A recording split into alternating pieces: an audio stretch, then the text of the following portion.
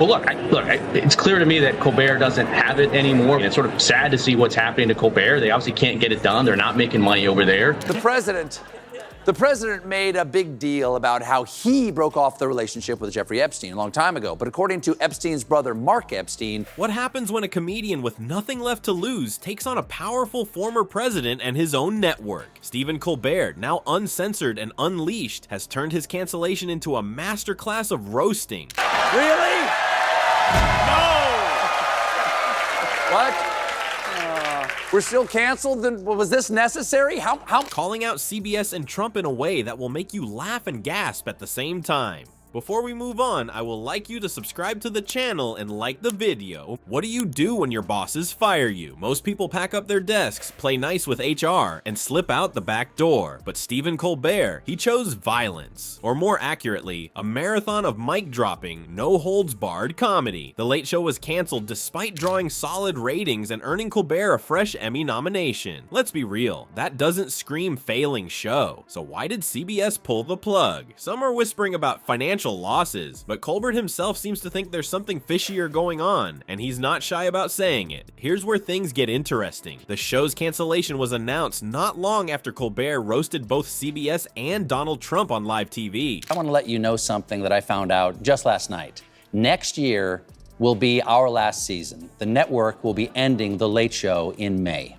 Timing like that is hard to ignore. He hit Trump with one of his signature takedowns, calling out the former president's latest hoax narrative, which, let's face it, is Trump's favorite word when he's caught in a corner. Colbert even dragged Trump's shady connections to Jeffrey Epstein back into the light. The president made a big deal about how he broke off the relationship with Jeffrey Epstein a long time ago. But according to Epstein's brother, Mark Epstein, all with that familiar twinkle in his eye that says, yeah, I went there. And for CBS, oh, he didn't hold back. He compared the network's excuses about cutting costs to someone trying to revive a blockbuster movie rental kiosk in 2023.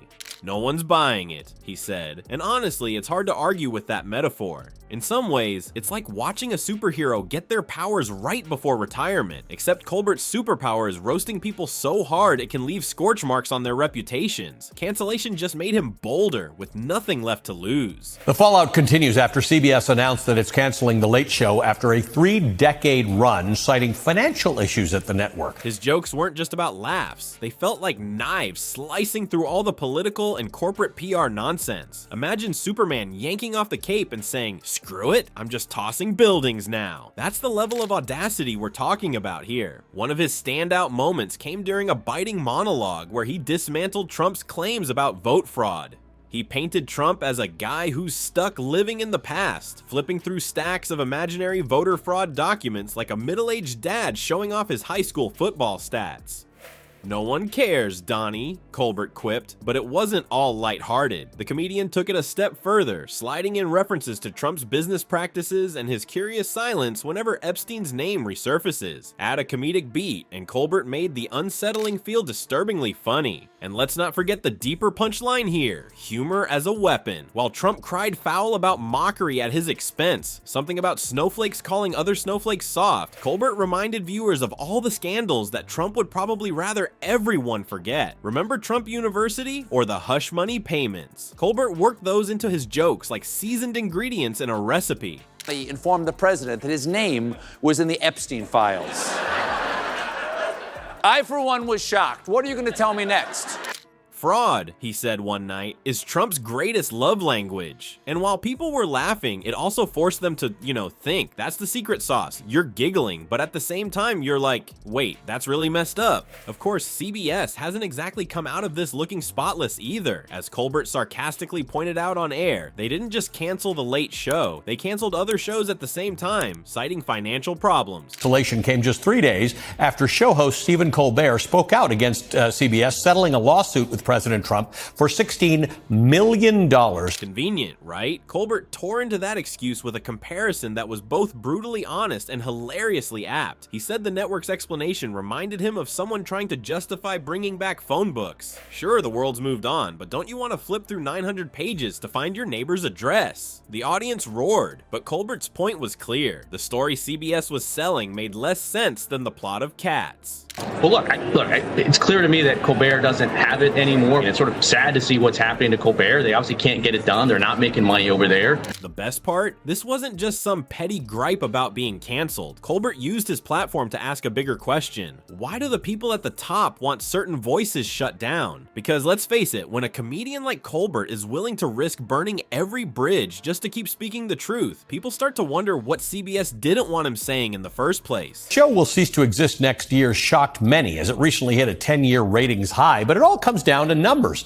According to the top brass at Paramount Global, was it his relentless roasting of a former president, his jokes cutting too close to the bone for his own network, or maybe it was both? Either way, Colbert's boldness has sparked a much bigger conversation, one about free speech, media censorship, and the role of late-night comedy in holding the powerful accountable. Are allowed to be political pawns for the Democrat Party. It has become so outrageous that, in my opinion, their licenses could and should be revoked. Here's one thing you can count on. Colbert's not going quietly. Sure, the show might be canceled, but he's not done making noise. In fact, Colbert joked on one of his last episodes, "They may have taken my stage, but I've still got this giant platform," also known as Twitter. Except he said Twitter with a wink, knowing how messed up that site has become lately. It was classic Colbert, sharp, self-aware, and impossible to ignore. So why does this matter? Because The Late Show's cancellation might be about saving money, but it's also a reminder of how uncomfortable comedy can make those in power. And let's face it, we need that discomfort, especially when so many stories go untold otherwise. Chairman Brendan Carr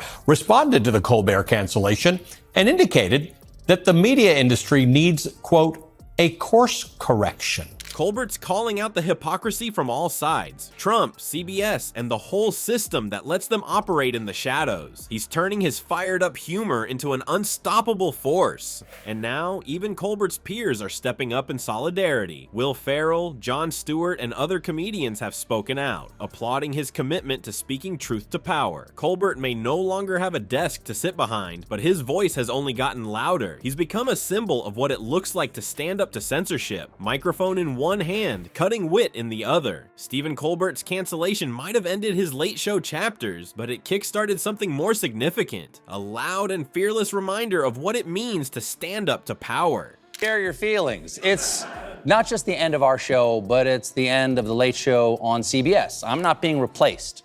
This is all just going away. Writes in Rolling Stone, quote, "This is why Colbert's cancellation hits different, not just because he's one of the greats, but because his ousting is a warning shot." His on-air digs at Trump and CBS weren't just jokes. They were calls to pay attention. As Jon Stewart put it, when canceling comedy starts feeling like canceling checks and balances, maybe it's time to stop laughing and start looking up. In a world where even satire feels like a risk, supporting voices like Colbert's isn't just about laughs. It's about keeping the truth alive. And sometimes that truth changes everything.